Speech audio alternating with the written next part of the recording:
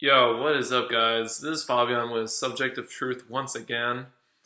Today's video is going to be a little bit of a different topic.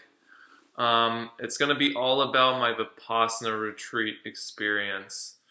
If you don't know what a Vipassana retreat is, it's basically a 10-day silent meditation retreat. And I'll put the link down below if you want to learn more about Vipassana retreats and how to sign up for one. It's a really great opportunity because it's all free. You're you're provided with shelter, you're provided with food, pretty much everything that you need to survive for those 10 days you're provided with. Obviously, they expect you to bring your own sheets, your own self-care products, stuff like that. But pretty much everything is provided for. And I did the one in Kaufman, Texas. So that is near Dallas. And it's a really nice center. I really enjoyed it. And it's already a very big center, but they actually told us that they're planning on expanding on it even more. So I'm excited to see what happens with it in the future. But yeah, let me get into my experience.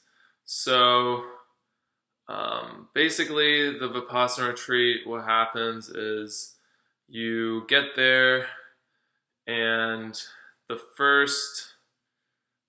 you usually get there the day before the retreat starts, and I think it's about 9 p.m. the day that you get there that the silence starts. And then for the next 10 days, you aren't allowed to talk at all. You're only allowed to talk if you're talking to a teacher, which you can ask to have an appointment with the teacher, or if you're talking to the manager. If you have any questions about anything about the retreat, you can go to the manager and you can actually talk to them. But you want to make sure that it doesn't disturb the silence of other people's experiences. So, yeah, my retreat was in May of 2019. I believe it was May 29th to June 11th, something like that. So May 29th is when I got there, and then 10 days passed, and then I think June 11th is the day that I left. So this was about 6 months ago from now. So some of my memories are a little bit not as clear as they were if I would have done this right after the retreat. But I'll try to explain it as well as I can. So I remember getting there. It was a really rainy day, and I remember being very nervous. I actually had attempted a retreat previously, and I actually only managed to stay for, I think, about 2.5 days. So I was really nervous because I really wanted to get the full experience this time. I did not want to leave, but at the same time, everything inside me was telling me not to do it. So there was a lot of emotions going into it. There was a lot of fear, a lot of doubt from the past. But I'm glad I finally did it. I also really prepared myself this time. I knew what I was getting myself into. So I think it was 2 months prior to the retreat that I set out to consistently meditate. I think I started out with an hour a day, every day. And I think it was about a month before the retreat that I started doing an hour and a half every day. And then it was like the week before that I actually did 2 hours every day. And that really helped me. And for anyone that is trying to do a retreat, I really recommend doing that because I noticed that I was very prepared going into it. And it made it a lot more enjoyable for me.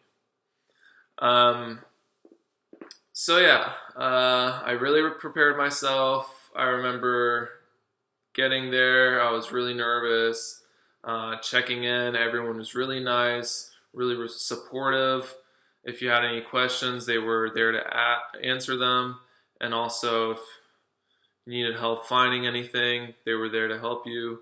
So everyone there was super nice, super supportive. Also, I met a lot of really cool people there. We just started talking about what got us into the retreat and stuff. And you meet a lot of really awesome people that are like minded as well, because it's hard to find people that take this part of their life so seriously. It's really hard to find people like that. And I find that going to Vipassana retreats is one of the best ways to meet people like that.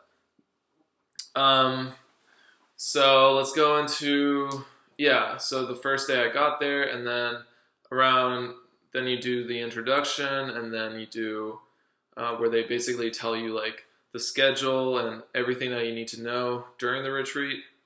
And then after that, you go back to your dorm and you kind of get ready for the first meditation.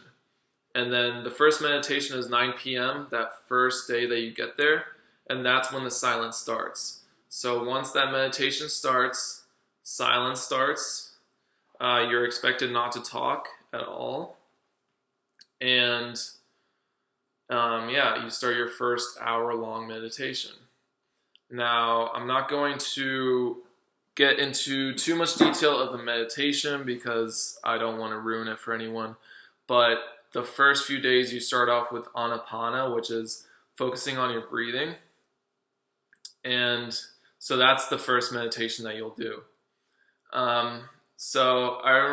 Now I'll break it down into the different days. I remember the first day was definitely the hardest because I knew I had so much time ahead of me in this retreat. And I knew that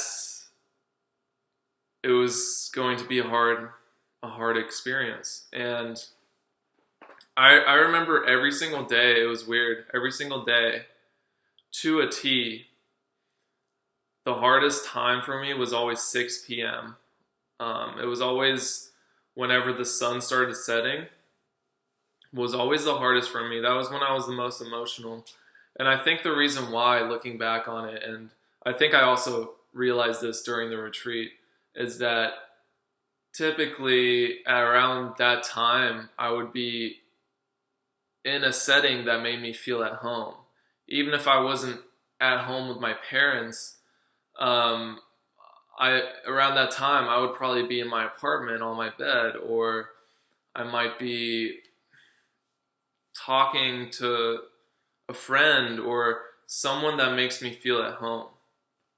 And that was the hardest time for me, is being in this foreign environment and not being at home at the end of the day. That was the hardest for me. And I remember day one, that was a really tough time. I remember there was this one spot at the Kaufman Center.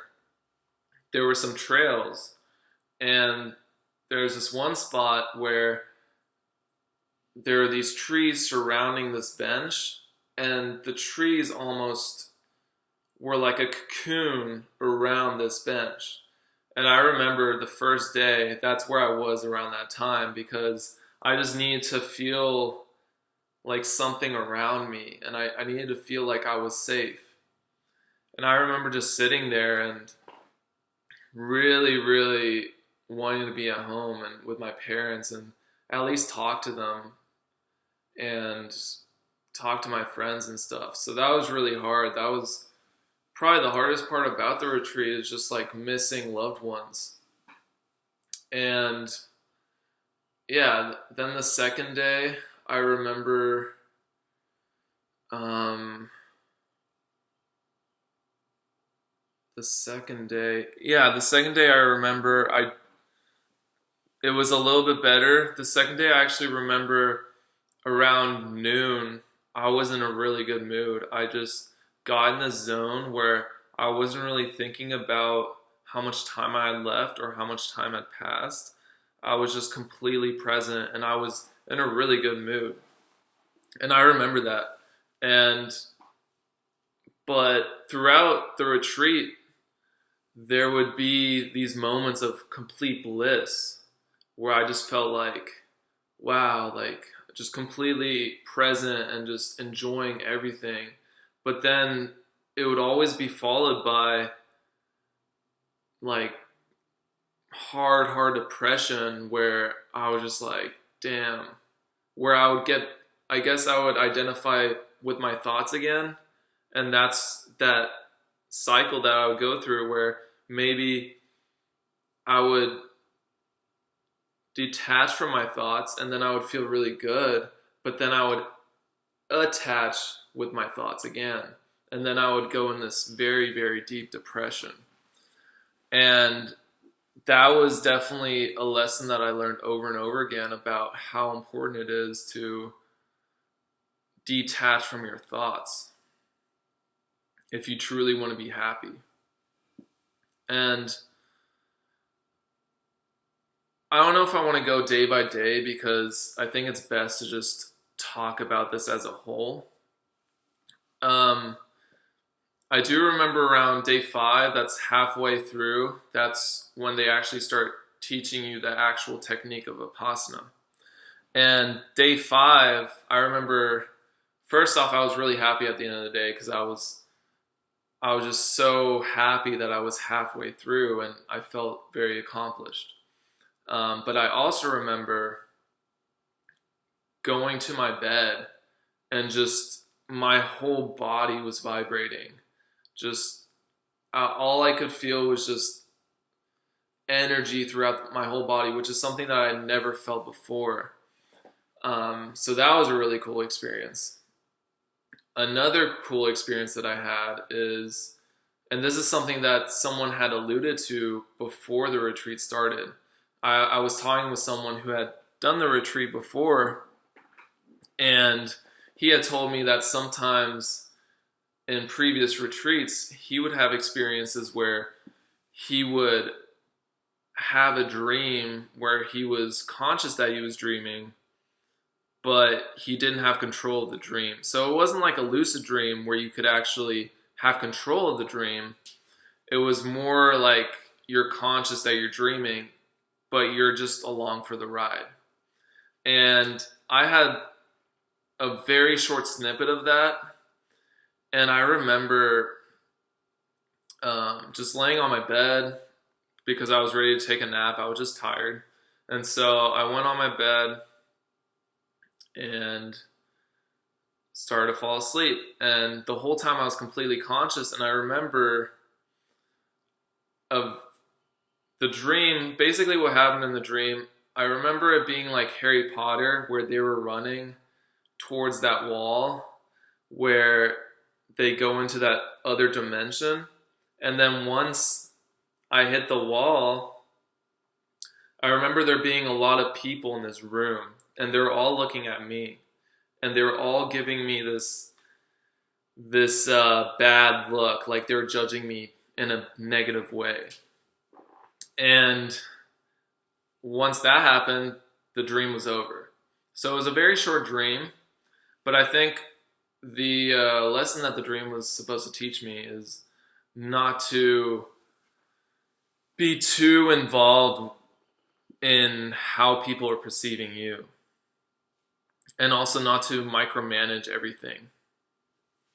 And that's a big thing that I learned in the retreat. I also realized how our external reality affects us, how we take in information without even knowing it.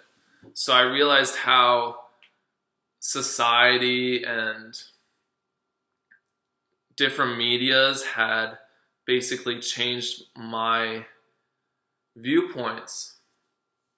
I also realized how the way that I moved through the world changed my emotions. Anytime I was enjoying every single Second, and moving slowly through the world, I would be a lot more calm. But if I started to rush to get to a certain place, I would be a lot more stressed out and anxious. And so that was a big thing I also realized.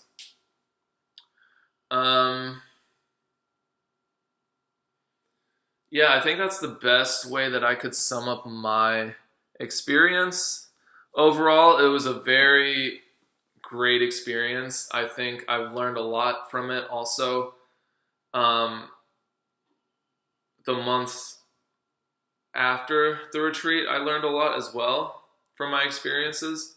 So I don't think it's just something where it's beneficial in those 10 days. I actually noticed that the months following the retreat were actually very beneficial as well. So I really recommend that anyone who is thinking about doing this, I really recommend that you do it, but then obviously prepare yourself. Try to do whatever I said at the beginning of the video, the hour per day for a month, and then an hour and a half for 3 weeks, and then 2 hours per day the week prior. If you do that, that is what really helped me, and it really prepared me for what was to come. So with that, I don't want to make this video too long, so I'm going to let you guys go. I hope you guys have a great day. I'll put the links down below as to how to find out more about the retreat if you are interested. And I hope you guys have a good day. Peace.